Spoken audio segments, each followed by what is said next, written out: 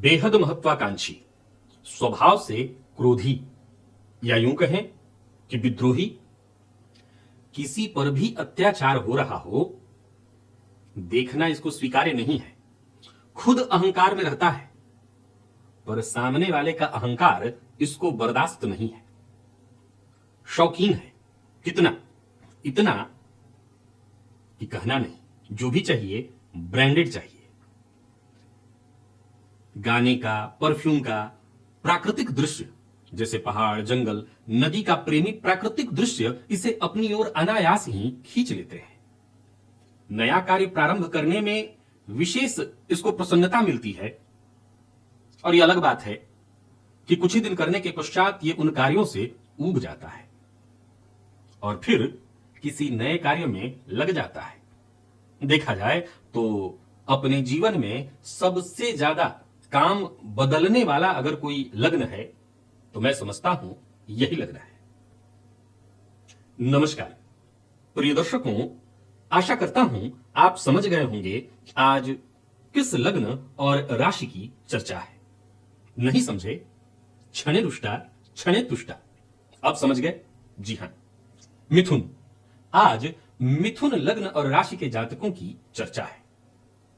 मिथुन अर्थात मैथुन, जैसा नाम वैसा स्वभाव, भोग की वृत्ति कह सकते हैं कि सबसे ज्यादा यदि किसी लग्न में है, इसी लग्न में। एक तर्क मैंने पूर्व में दिया था कि राह चलती लड़की कह लीजिए या विपरीत कह लीजिए, मैं लड़की शब्द का ही इस्तेमाल करूंगा क्योंकि पुरुषों में यह गुण ज्यादा देखने को मिलेगा कि दिखाई पड़े बस में, मंदिर में, भीड़ वाले स्थान पर, और कुछ नहीं तो सिर्फ स्पर्श हो जाए तो ये उस प्रयास में भी लग जाते हैं। असल में देखा जाए तो ये इनकी भोगात्मक वृत्ति ही है जो इनके जीवन की शक्ति है। जी हां, आम लग्नों के लिए अगर मैं कहूं, आम लोगों के लिए कहूं तो ये निसंदेह आप कह सकते हैं कि इस लग्न के जातक तब तो फिर सब चरित्रहीन हुए। नहीं, इस लग्न में एकमात्र ग्रह अगर जो सर्वाधिक कारक है वो शुक्र है, जो भोग का कारक ग्रह है। प्रिय दर्शकों, इस लग्न के जातकों के पक्ष में एक बात मैं कहना चाहता हूं। अभी जो बातें मैंने बताई उसमें आपके दिमाग में एक बात उत्पन्न हुआ होगा, चरित्रहीन। निसंदेह इनके स्वभाव, इनके विचार में इस तरह की बातें उत्पन्न होती हैं। लेकिन यह बात हमेशा ध्यान रखिए कि मिथुन लग्न और राशि के जातकों की एक खास बात भी है। सामने वाले ने ना कह दिया इसका मतलब ये ना मानते हैं और बड़े अदब, बड़े तहजीब और तमीज से उसका सम्मान करते हुए हट जाते हैं। ये इनका युवराजों वाला गुण है। हालांकि युवराजों वाला गुण तो ये भी कहता है कि सामने वाले को जब तक पा न ले तब तक हार न माने। ये इनका अलग तरीका हो सकता है, लेकिन जैसा मैंने कहा कि बदतमीजी नहीं। चरित्रहीन शब्द का इस्तेमाल वहां किया जा सकता है जहां ये न के न प्रकारेण, ये न के न प्रकारेण नहीं। दिमाग इनका बड़ा ही तेज, इतना तेज कि किसी भी चीज को सीखने की जो अद्भुत क्षमता इनके अंदर जन्मजात विद्यमान है वो किसी और में नहीं है। एक कमी की चर्चा अभी बीते दिनों मैंने की थी। इनकी जन्म कुंडली का दूसरा भाव, जहां के स्वामी चंद्रमा होते हैं और चंद्रमा का स्वभाव है घटना तो घटना, बढ़ना तो बढ़ना। फलतः इस लग्न और राशि के जातकों की यदि हम चर्चा करें तो अच्छे वक्ता होते हैं, भाषण कला में इनके अंदर विद्यमान होती है, परंतु इनकी जो शैली है वो व्यंग्यात्मक शैली है जिससे सामने वाला कई बार चिढ़ जाता है। प्रिय दर्शकों, इनके तीसरे भाव में सिंह राशि होने के कारण और लाभ भाव में मेष राशि होने के कारण ये निरंतर कुछ न कुछ करते रहते हैं। इनके अंदर एक धुन सी सवार रहती है, कुछ न कुछ करना है। आप इनको खाली बैठे नहीं देख सकते। इनके दिमाग में जैसे खाली चीज के लिए जगह ही नहीं है, कुछ न कुछ करते रहना है इनको। खाली बैठना इनको पागल कर देगा। इनकी जन्म कुंडली यानी मिथुन लग्न की कुंडली को देखें तो 12वें में, यानी 12वां भाव किस चीज का है? नींद का है, सैया का है, व्यय का है, भोग का है। यहां पर शुक्र की राशि होने के कारण और पंचम में भी शुक्र की राशि होने के कारण इनकी बुद्धि भोगात्मक होती है। इनकी बुद्धि ही भोगात्मक होती है, इसीलिए कहीं ना कहीं ऐसा लगता है कि कहीं ना कहीं ये चारित्रिक रूप से कमजोर है। शनिदेव की राशि नवम और अष्टम में होने के कारण ये बहुत अधिक धार्मिक वृत्ति के तो नहीं होते, मैं ऐसा नहीं कह सकता कि बहुत धार्मिक वृत्ति के हैं, पर फिर भी ये साधना कर सकते हैं। ये पूर्णतः साधक भी नहीं है, ये बात भी ध्यान रखिएगा। मैंने बहुत पूर्व में एक वीडियो बना करके बताया था कि जब मोह निशा जग स्वनिहारा, तो मैंने केवल मिथुन की ही चर्चा की थी। तो मिथुन के जातक किस निद्रा में है? तो मैंने कहा था भोगात्मक निद्रा में, भोग की निद्रा में है। ये इस धरा पर आए ही हैं भोग के लिए, सुखों का भोग, नाना प्रकार के भोग। तो इनको हम साधक नहीं कह सकते, ये मूलतः साधना के लिए नहीं बनाए गए हैं। परंतु याद रखिए कि इनकी जो ये सोच है, कल्पनाएं जो इनके मन में उत्पन्न होती रहती हैं, या यूं एक सामान्य शब्दों में कहूं तो ऊर्जा, मैं शब्द इस्तेमाल करूंगा ऊर्जा। ये जो इनकी भोगात्मक ऊर्जा है, जो कि कहीं ना कहीं अधः पतन की ओर है, अगर इसको ऊर्ध्वगामी बना दें। क्यों? क्योंकि इन लोगों के भीतर एक जबरदस्त गुण है, धुन के ये पक्के होते हैं। एक आध कमियां है जो शुरुआत में मैंने बताई। मैंने कहा कि ये किसी भी चीज पर टिकते ही नहीं है। मैं इसके लिए एक और बड़ा ही सरल और जबरदस्त उदाहरण आपको हमेशा देता रहा हूं। अगर आप मिथुन के हैं तो आप एक बार तो कही उठेंगे, वाह क्या बच्चों का स्वभाव कैसा। जिस खिलौने को बच्चा देखता है वो कहता है कि ये वाला खिलौना मुझे दिला दो, ये लास्ट है, अब इसके बाद खिलौना नहीं मांगूंगा। और फिर कुछ दिनों के बाद उस खिलौने को छोड़ देता है और फिर कहता है ये वाला खिलौना दिला दो, इसके बाद फिर नहीं मांगूंगा। ये मिथुन का मूल स्वभाव है। वो किसी भी चीज को पाने के लिए तुरंत लालायित हो जाते हैं।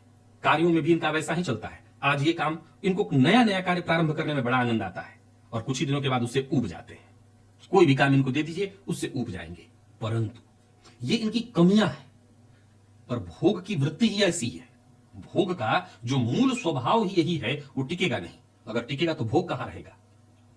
आप इस बात को समझिए। मैंने कहा मिथुन, मैथुन भोगात्मक वृत्ति का लग्न है, तो भोग का स्वभाव ही यही है, परिवर्तन अनवरत करते रहना हर चीज में।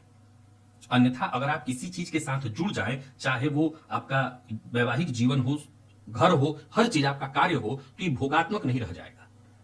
इस लग्न के लोग यदि साधना में लग जाएं और इनकी भोगात्मक ऊर्जा को ही साधना में लगा दें, तो मैं कह सकता हूं कि निसंदेह ये साधना के लिए नहीं जन्मे हैं, और फिर भी ये साधना के क्षेत्र में सफलता अवश्य हासिल कर सकते हैं। प्रिय दर्शकों, द्वितीय भाव में इनके चंद्रमा की राशि होने के कारण ये दूसरों को ज्ञान देने में महारथी होते हैं। मौका मिलने दीजिए, विषय कोई भी हो, भाषण देंगे, ज्ञान देंगे। अतः इन्हें मैं कह सकता हूं ये उच्च कोटि के शिक्षक बन सकते हैं। कुंडली में बाकी की स्थितियां अच्छी हैं तो परामर्शदाता बन सकते हैं। परामर्श देने में इनको सफलता मिल जाती है। परामर्श का काम ये आसानी से कर सकते हैं।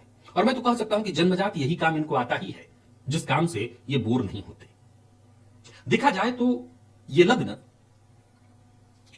असल में, इस लग्न के जातकों के अंदर इनका जो विवेक होता है, दिमाग, मैं इनके पूरे व्यक्तित्व की एक लाइन में अगर आपके सम्मुख रूपरेखा अगर खींच दूं तो मुझे दो बातें कहनी है। इनका दिमाग, इनका चेहरा और इनकी वाणी, सारा खेल इनके जीवन में इसी का है। दिमाग इनका जबरदस्त, चीजों को सीखने की क्षमता, वाणी इनकी जबरदस्त।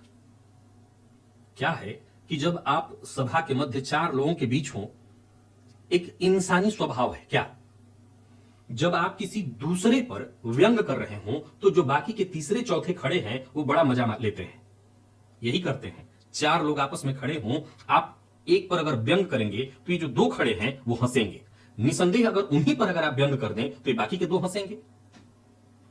फलतः इनकी जो व्यंगात्मक शैली है, व्यंग बोलने वाली जो क्षमता है, व्यंग करने की क्षमता, वो बाकियों को बांध लेती है। अब ये अलग बात है कि जिसके ऊपर व्यंग हो रहा होता है वो शत्रु बन जाता है, लेकिन फिर भी मैंने कहा कि इनके पास जो शक्ति है वो यही कुछ गिने चुने चीजों में है। बाकी बचा इनका चेहरा।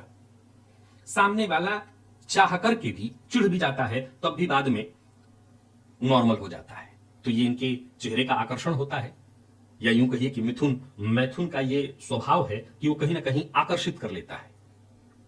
प्रिय दर्शकों, एक और पॉइंट है।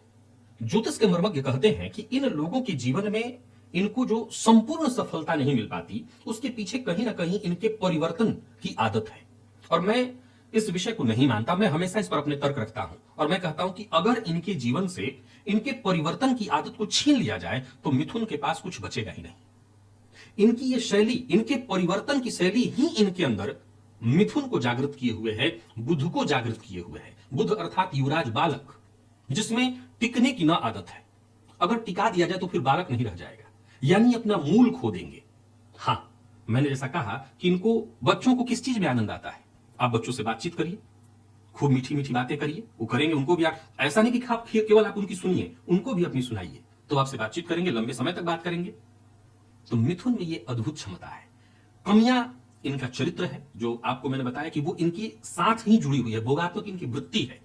अगर इन कमियों को ये साधना की तरफ लगा दे, कोई इनको गुरु मिल जाए जो इनको सही मार्ग दे दे, और फिर ये साधना में लग जाए, विशेष करके देवी की साधना में, तो निसंदेह अपने जीवन काल में हर सुख तो ये वैसे भी प्राप्त कर लेते हैं, साधना करने से इनके चरित्र का भी जो पतन या लोप हो रहा हो वो भी दूर हो जाता है, और कहीं ना कहीं साधना पथ पर चलने के कारण ये अपने जीवन के अंत में कम से कम सुकून के साथ तो जा ही सकते हैं, संतुष्टिपूर्ण जीवन तो हो ही सकता है, और फिर कहीं ना कहीं जो चरित्र की कमी के चलते नाम खराब या बदनामी की स्थिति उत्पन्न हो सकती थी, उससे भी बच सकते हैं। मिथुन लग्न और राशि के हैं, तो आशा करता हूं 120% आपको कहना पड़ेगा सही है, और वाह बाकी रह जाए कह दीजिएगा। आज के लिए बस इतना ही, इजाजत दीजिए, पुनः मुलाकात होगी, तब तक के लिए नमस्कार।